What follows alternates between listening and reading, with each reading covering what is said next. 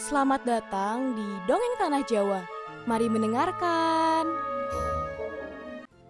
Halo teman-teman, hari ini kita akan mendengarkan kisah Jaka Tarub dan 7 bidadari.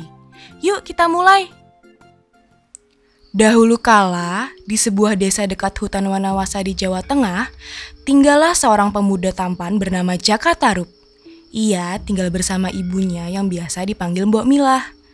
Sehari-hari, Jaka Tarub dan Mbok Milah bertani padi di sawah.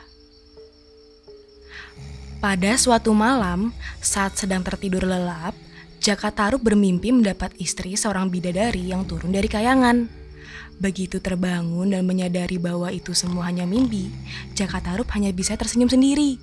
Mungkin memang sudah waktunya bagi Jaka Tarub untuk berumah tangga, seperti yang selalu diinginkan Mbok Milah. Banyak gadis di desa yang menyukai Jaka Tarub. Namun, tak ada seorang pun dari mereka yang mampu meluluhkan hatinya. Jaka Tarub sendiri masih suka menghabiskan waktu dengan berburu ke tengah hutan. Ia memang sangat ahli dalam berburu. Keahlian itu diperoleh dari mendiang ayahnya. Setelah menyiapkan peralatan berburunya, ia pun pamit pada ibunya. Sesampainya di tengah hutan, Jaka Tarub berhasil memanah seekor rusa. Dengan segera, ia memanggul rusa itu dan berjalan pulang ke rumah. Nasib sial rupanya datang menghampiri. Ketika seekor macan tutul mendekatinya, dengan cepat macan tutul itu merebut rusa yang dibawa Jaka Tarub dan berhasil membawanya pergi. Akhirnya, Jaka Tarub memutuskan untuk kembali ke rumah dengan tangan hampa. Sesampainya di rumah, Jaka Tarub dibuat terkejut ketika melihat ibunya tidak sadarkan diri. Mengetahui ibunya telah meninggal dunia, Jaka Tarub pun tak sanggup menahan air matanya. Jaka Tarub pun merenungi nasibnya yang kini sebatang kara. Ia pun menyesal belum memenuhi keinginan ibunya, yaitu melihat dirinya berumah tangga. Sepeninggal ibunya, Jaka Tarub selalu mengisi hari-harinya dengan berburu.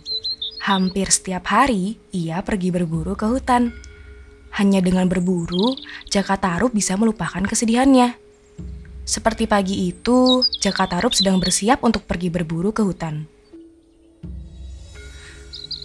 Ketika sampai di hutan, sambil menunggu hewan buruan lewat, Jaka Tarub merasa kehausan.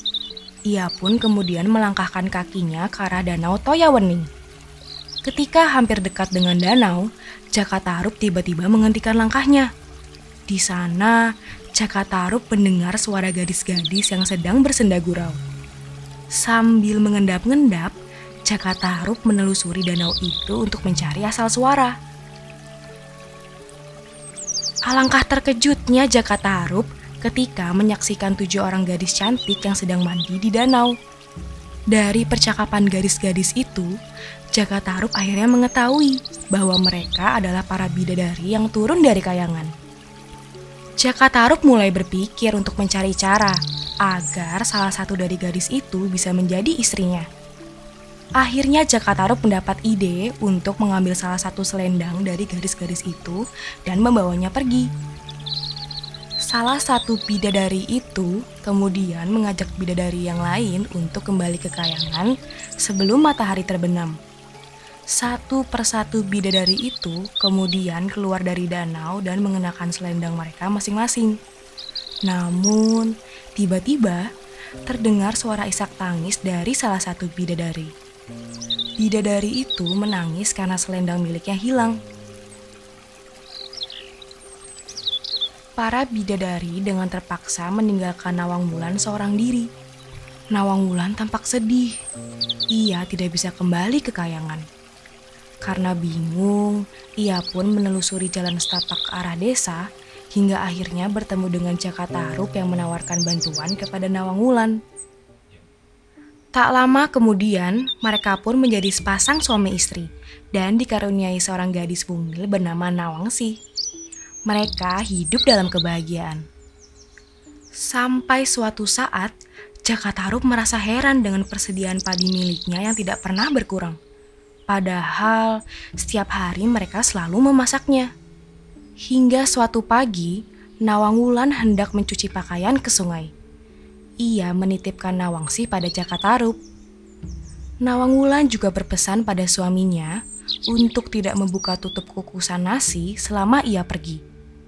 Karena terasa sudah lama, Jakatarup pun merasa penasaran dengan isi kukusan nasi itu. Tanpa sadar, Jakatarup membuka kukusan itu. Ia tampaknya lupa akan pesan Nawang Wulan. Betapa terkejutnya Jakatarup melihat isi kukusan itu. Nawang Wulan ternyata hanya memasak setangkai padi.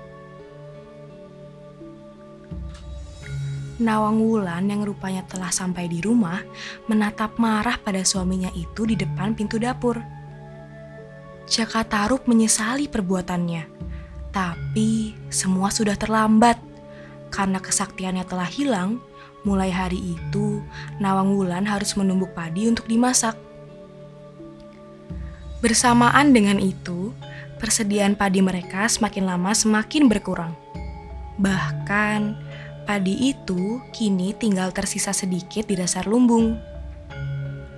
Suatu pagi, ketika Nawang Wulan hendak mengambil padi di lumbung, pandangannya tertuju pada sesuatu yang tak asing baginya. Benda itu menyembur dari tumpukan padi yang terakhir. Betapa terkejutnya ia ketika mengetahui bahwa benda itu adalah selendang yang selama ini ia cari. Nawang Wulan sama sekali tidak menyangka. Ternyata orang yang tega mencuri selendangnya adalah Jakatarup. Rahasia Jakatarup selama ini akhirnya terbongkar. Selendang itu membuat Nawang Wulan berkeinginan untuk kembali ke kayangan dan meminta Jakatarup untuk merawat Nawangsi dengan baik. Mulai saat itu, Nawang Wulan bukan lagi istri Jakatarup. Meski begitu, Nawang Wulan akan tetap turun ke bumi untuk menyusui Nawangsi dengan satu syarat. Jakatarup tidak boleh bersama Nawangsi ketika Nawang Wulan menemuinya. Jakatarup menyatakan kesanggupannya untuk tidak bertemu lagi dengan Nawang Wulan. Sang bidadari pun kemudian terbang meninggalkan dirinya dan Nawangsi. Jakatarup hanya sanggup menatap kepergian Nawang Wulan sambil mendekap Nawangsi. Sungguh, kesalahan Jakatarup tidak bisa dimaafkan Nawang Wulan. Jakatarup pun hanya bisa merawat Nawangsi dengan baik, seperti pesan Nawang Wulan sesaat sebelum ia pergi. Pesan moral dari kisah Jakatarup ini adalah setiap kebohongan dan niat buruk tidak akan pernah berakhir bahagia. Berusahalah untuk terus bersikap jujur dalam meraih sesuatu.